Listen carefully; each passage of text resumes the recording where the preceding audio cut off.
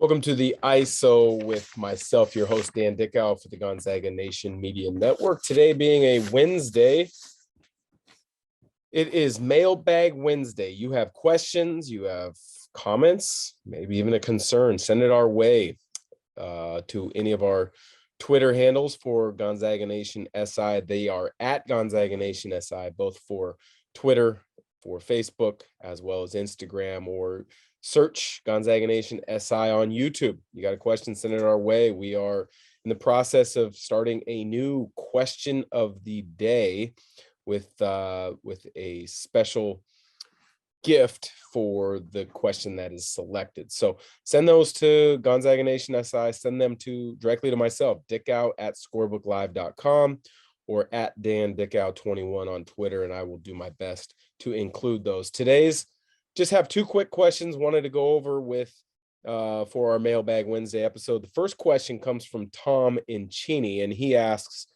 why so many blowouts in the playoffs this year? Tom, I wish I had a good question or a good answer for you with that question.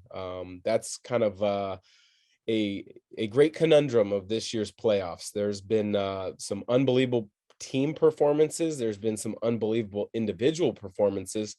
But I think with the way that the game is played nowadays, with such an emphasis on three-point shooting and or taking away three-point shots defensively, that if a team really gets it going, they can stretch a lead pretty quickly in a hurry and then build their confidence, grow their confidence. And many times if the team doesn't make a quick run to try to get back into it, maybe that coach decides to save one of their adjustments for a later game in the series, especially seeing that, I think basketball is such a game of ebbs and flows and so much confidence. Many times they just want to wait until the next game to make those adjustments. You hate to see coaches throw in the towel. I don't necessarily think that's happened a lot in this playoffs. I think you just looked the other night. Dallas got off to a tremendous lead. Golden State looked like they were done. They pulled their starters, and that second unit led by Jordan Poole in particular got them back into it by switching to a zone, getting hot themselves from beyond the arc before Kerr decided to bring most of the starters back in. They weren't able to climb fully out of the hole and win that game. But, for the most part, I would have considered that game a blowout, and many games in these playoffs have been blowouts. I think the further along you get in playoffs, whether with conference finals and NBA finals, the less likely you are to see those. But that doesn't necessarily hasn't been the trend this year. I think the conference finals so far have been tremendous. I'm really looking forward to seeing if Boston is able to win tonight on Wednesday, as well as to see if Dallas could win a game 5 and climb back into this and just at least make it interesting. No team has ever come back from a 3-0 deficit in the NBA playoffs to win a series. But, with the way that Doncic is playing, the way that Dinwiddie and Brunson are playing, in the way that I think Jason Kidd has made some adjustments, in particular, as I mentioned, that zone in game 4 could make it interesting, and that would be fun to see. So thanks to Tom from Cheney for that question. Next question up is Sam from Post Falls, and he asks, there are 2 Zags on Team Canada. What are your thoughts on that? And did you ever play in international competitions? So, Sean, appreciate the question. I think it's awesome that 2 Zags, especially 2 Zags with such experience in Kevin Pangos, who's been playing in Europe for probably about 7 or 8 years now, a short stint with the Cavs in the NBA this past season, as well as Kelly Olynyk, who it seems like he must be on year 8 or 9 in the NBA. It looks as if they are kind of probably looked at as some of the veterans, the guys that are looked up to now in Team Canada basketball. It's really cool to see that they're still involved with their national team program and being looked at as those guys. When you look back to their time at Gonzaga, they were both unbelievable players.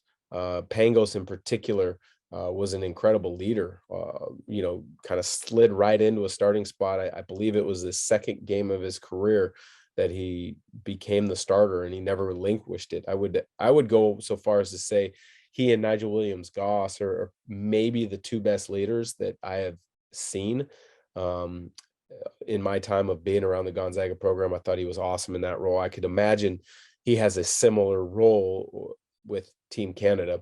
And then in regards to Kelly Olynyk, I mean, you look at the body of work that he's had as a pro. It's been so cool to see and so cool to follow. I mean, he's had some injuries, yes, but when you look at 6'11", 7-footer who's skilled, who can play in multiple different styles, I think that's what you want to see in international basketball. And a big who can step out and shoot it, who can play in dribble handoff situations, is a perfect fit for Team Canada. Second part of that question is, did I ever play in any international competitions? Yes, I did. I had the opportunity to represent Team USA before my senior year. I played in the World University Games.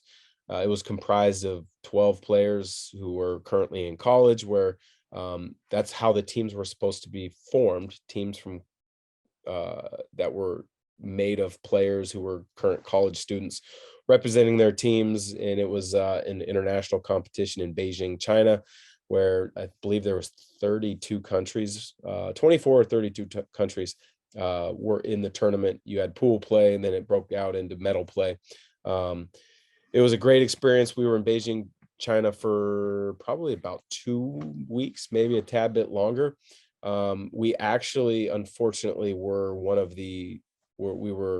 the first U.S. team to lose in that competition in about 40 years. And the reason being was we played in the semifinals team from China, the national team from China. And it wasn't just their World University Games team. It was their Olympic level team for China. It had Yao Ming right before he was drafted by the Rockets. It had Meng Batir, who was at that time playing for the Denver Nuggets. It had Wang Zhizhi, who was playing for the Dallas Mavericks at that time. So it was really interesting how many of these countries put together their national teams, even though they were supposed to be national teams of college students, because I can't imagine those guys were college students at the time. But anyways, played them in the semifinals. We lost in the semifinals, as I mentioned, one of the first U.S. teams to lose in close to 40 years in that event. But we lost in the semifinals. There was a goaltending call that was missed on Yao Ming. I think it was Juan Dixon shot a floater in the final minute or so. Didn't get called. They went down, scored, and we weren't able to score on the final possession, I think is what it was, to force overtime or win. So that was a disappointing loss, but it was an unbelievable experience spending over 2 weeks time in Beijing, playing for Team USA, getting to know people in that setting, getting to see that Chinese culture at the times, getting to see so many things that, I wouldn't have normally been able to be a part of. So that was a great experience.